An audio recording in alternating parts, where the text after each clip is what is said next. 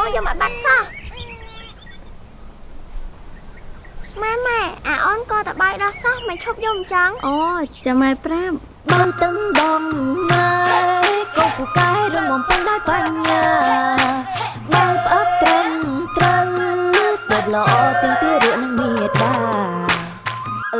ហើយបើផ្អឹបត្រឹមត្រូវហ្នឹងគេធ្វើយ៉ាងម៉េចទៅកូនមួយត្រូវដាក់ឲ្យបើពេលមាត់កូនហាធំពីមុខកូនត្រូវបែររកដោះម៉ែឲ្យចំដាក់ចំការកូនឲ្យអឹបកប់នឹងសដន់អ្នកម្ដាយ3គុំបងហើត្រូវចាំមើលពេលកូនដៅបបោមាត់ខាងក្រោមត្រូវឲ្យលាត់ចេញមកក្រៅ4អ្នកម្ដាយត្រូវមើលរង្វង់សដន់ផ្នែកពណ៌ខ្មៅត្រូវមើលឃើញខាងលើឲ្យឃើញច្រើនជាងខាងក្រោម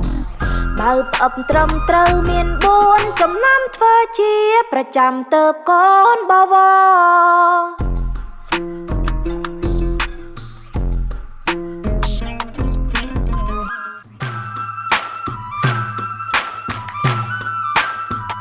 នាំមកជូនដោយកម្មវិធីជាតិអាហារូបត្ថម្ភនៃក្រសួងសុខាភិបាល